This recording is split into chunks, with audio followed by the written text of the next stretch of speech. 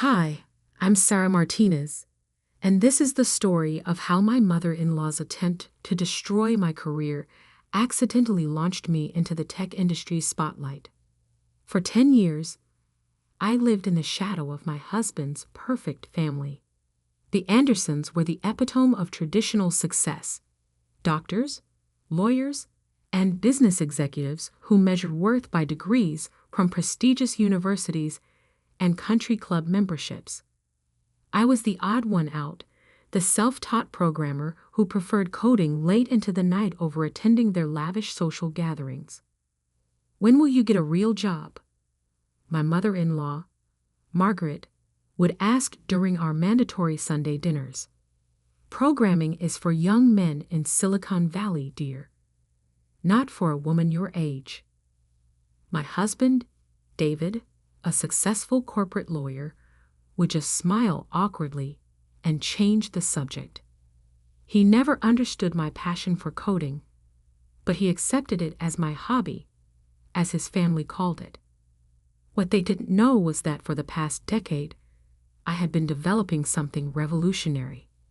It started as a simple idea during my time teaching coding to underprivileged kids at the local community center. I noticed how difficult it was for them to grasp complex programming concepts using traditional methods.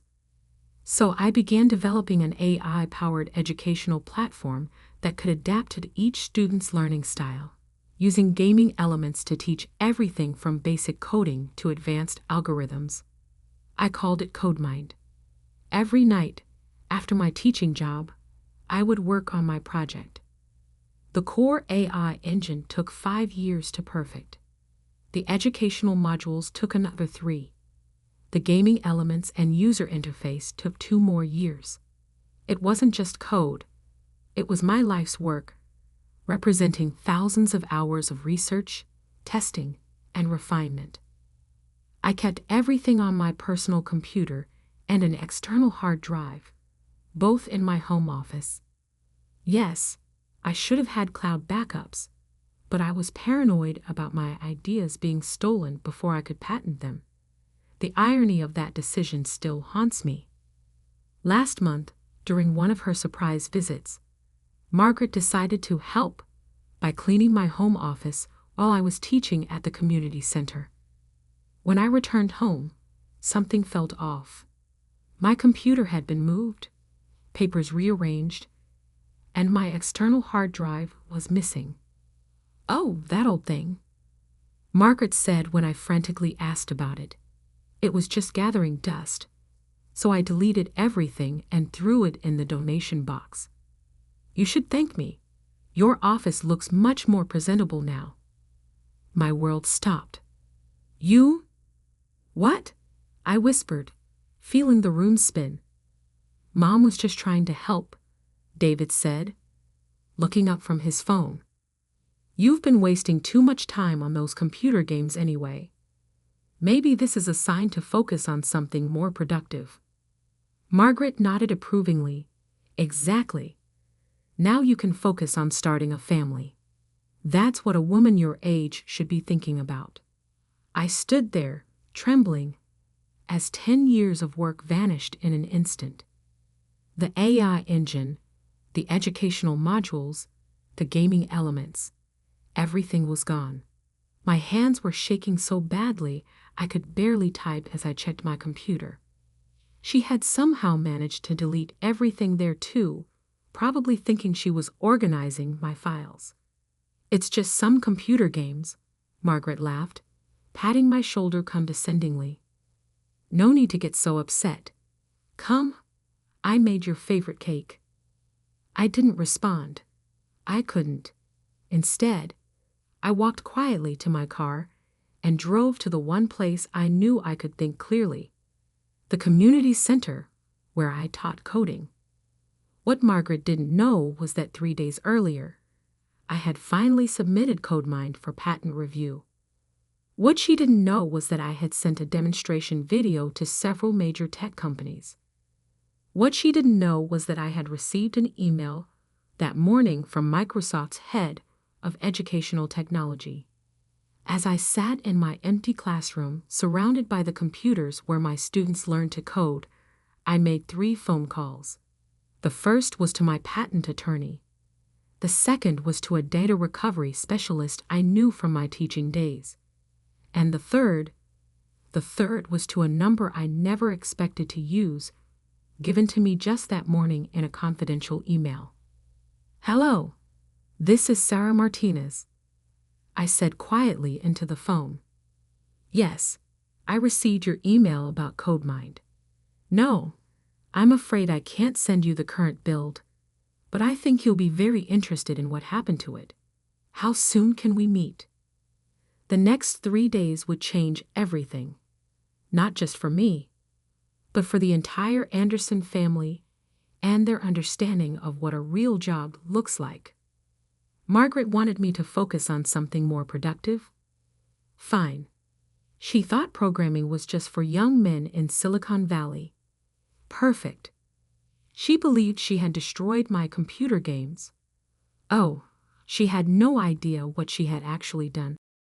By the time Microsoft's CEO walked into our living room 3 days later, the Andersons would learn exactly what they had tried to destroy and what it would cost them. The next 3 days were a blur of activity that the Andersons completely misinterpreted. While Margaret smugly told her country club friends how she'd finally helped me break my computer game addiction, I was setting everything in motion. The data recovery specialist, Jin, worked miracles. "Deleted doesn't mean gone," he said, surrounded by equipment in his cramped office. "Your mother-in-law may have cleared the drives, but the base architecture is still there. We just need time." Time was something I had very little of. Microsoft's team was flying in to see the demonstration I'd promised them, but sometimes pressure creates diamonds. For 72 hours, I barely slept. Jin recovered about 60% of the code, enough to rebuild the core AI engine. My students from the community center, many now successful programmers themselves, came together in an incredible show of support.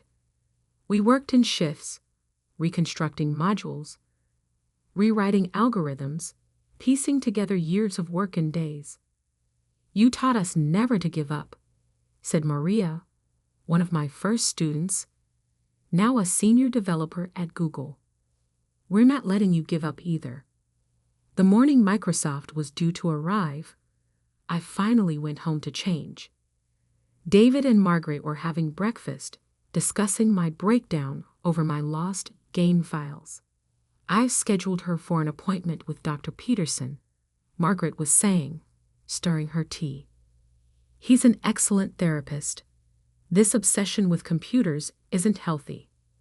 "That won't be necessary," I said calmly, pouring myself coffee. "But you both should be here at 2 p.m. We're having company."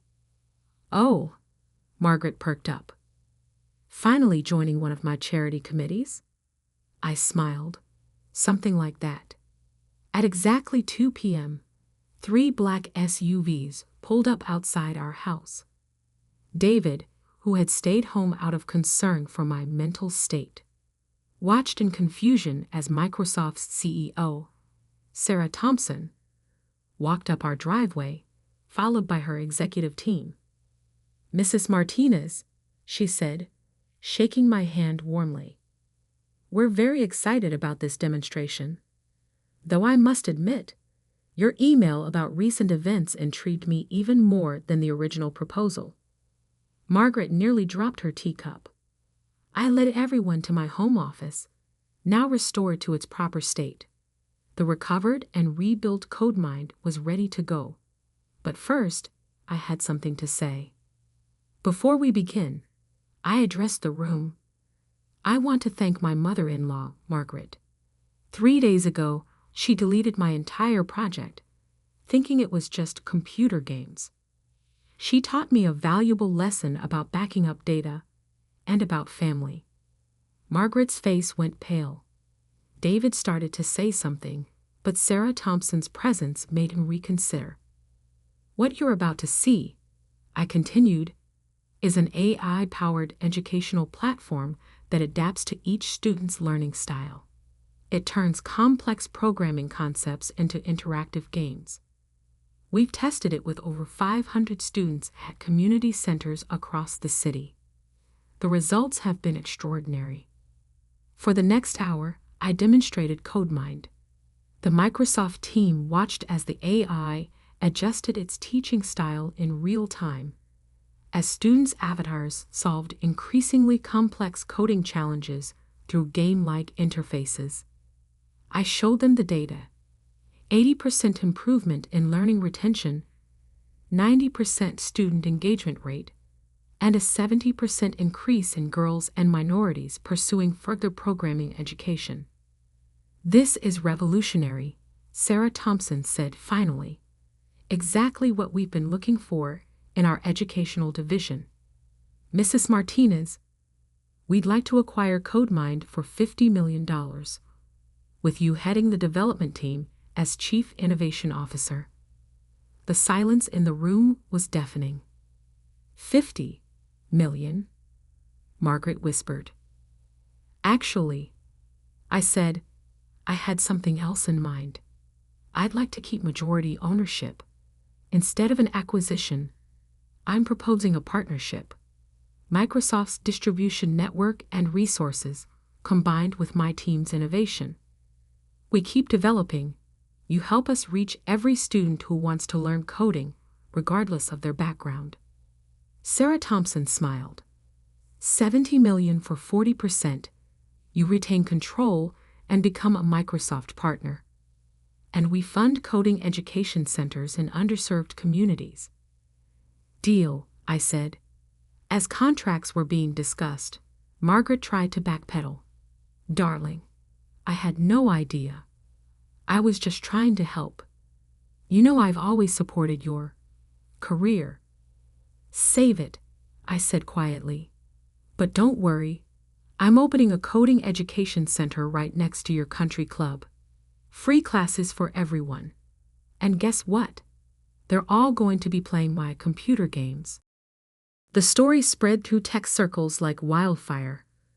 The woman whose mother-in-law deleted her life's work, only to have it rise from the ashes stronger than ever. Microsoft's stock rose 3% the day our partnership was announced. David moved out 3 months later, finally realizing we wanted very different things in life. Margaret still shows up at tech events, trying to claim credit for inspiring my success. I let her. Success, I've learned, is the best revenge. CodeMind is now used in schools and community centers worldwide.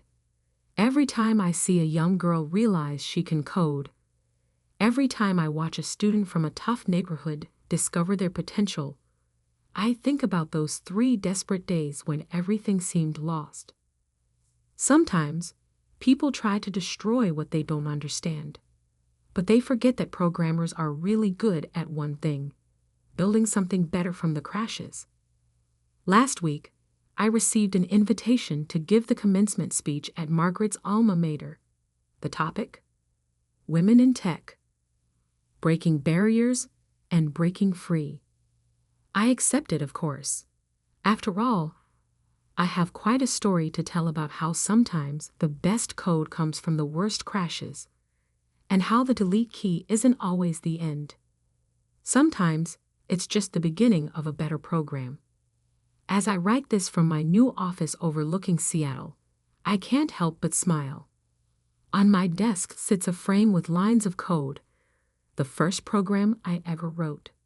Next to it stands an award for Most Innovative Educational Technology of the Year.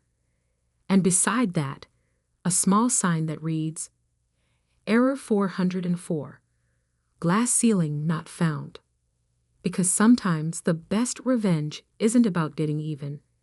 It's about getting ahead and bringing others with you. That's a program worth running.